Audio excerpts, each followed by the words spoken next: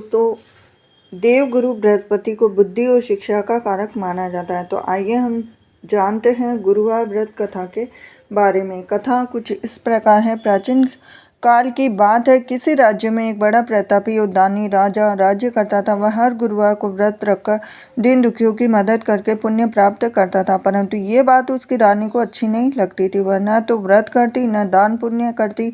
इतना ही नहीं, वह राजा को भी ऐसा करने से मना करती थी। एक समय की बात है कि राजा शिकार खेलने के लिए वन गए और घर पर रानी और दासी थी।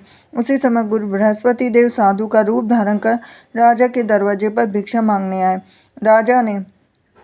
साधु ने जब रानी से भिक्षा मांगी तो वह कहने लगी कि हे साधु महाराज, मैं इस दान और पुण्य से तंग आ गई हूँ। आप कोई ऐसा उपाय बताएं जिससे कि सारा धन नष्ट हो जाए और मैं आराम से रह सकूं। इतना सुनकर बृहस्पति देव ने कहा कि हे देवी, तुम बड़ी विचित्र हो। संतान धन से कोई दुखी होता है?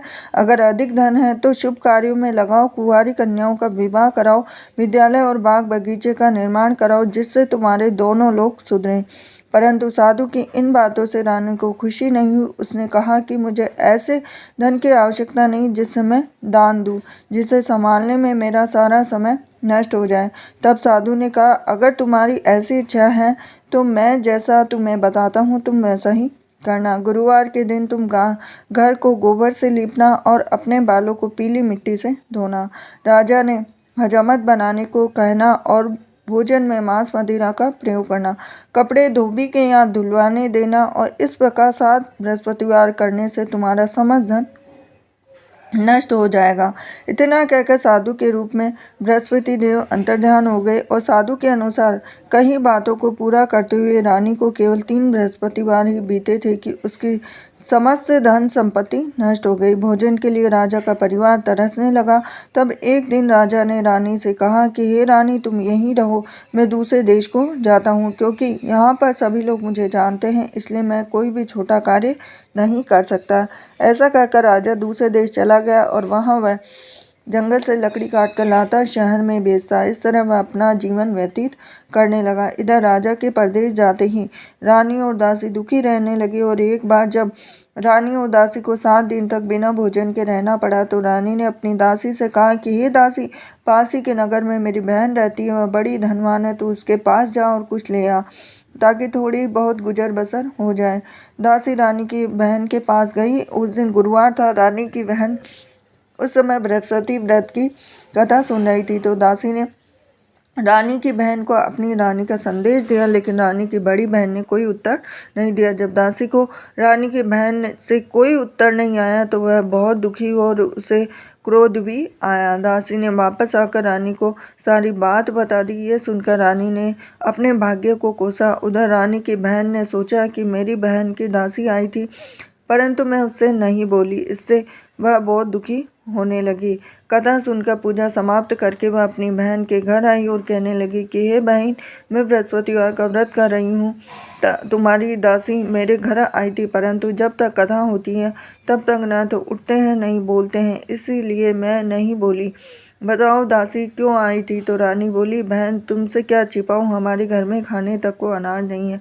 ऐसा कहते कहते रानी की आंखें भर आई और उसने दासी समेत पिछले 7 दिनों से भूखे रहने की बात अपनी बहन को बता दी। रानी की बहन बोली कि देखो बहन, भगवान बृहस्पति देव सबकी मनोकामना को पूर्ण करते हैं। देखो, शायद तुम्हारे घर में अनाज रखा हो। पहले तो रानी को विश्वास नहीं हुआ, पर बहन के आग्रह पर उसने अपनी दासी को अंदर भेजा और सचमुच अनाज से भरा एक घड़ा मिल गया।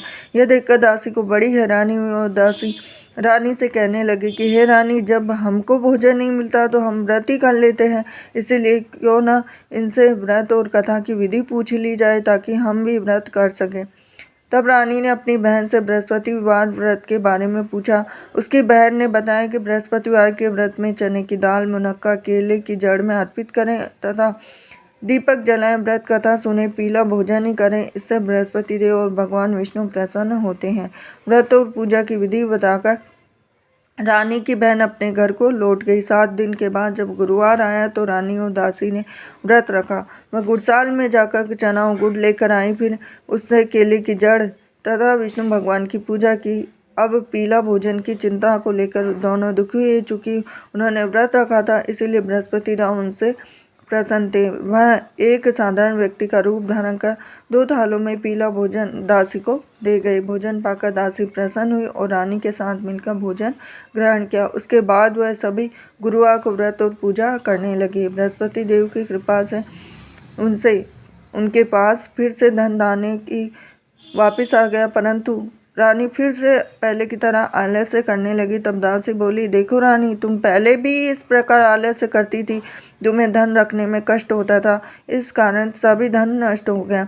अब जब देव बृहस्पति की कृपा से धन मिला है तो तुम्हें फिर से आलस्य होने लगा है। रानी को समझाते हुए दासी कहती कि बड़ी मुसीबतों के बाद हमने ये धन पाया है, इसलिए हमें दान पुण्य करना चाहिए, भूखों को भोजन कराना चाहिए, धन को शुभ कार्यों में खर्च करना चाहिए, जिससे तुम्हारे कुल का यश बढ़ेगा, स्वर्ग की प्राप्ति होगी, पितृ प्रसन्न होंगे। दासी की बात मानकर रानी अपना धन शुभ कार्यों में खर्च करने लगी। इससे पूरे नगर में उसका यश बढ़ने लगा। बृहस्पतिवार व्रत कथा के बाद श्रद्धा के साथ आरती की जानी चाहिए। इसके बाद प्रसाद बांटकर उसे ग्रहण करना चाहिए। थी आज की बृहस्पतिवार की व्रत कथा।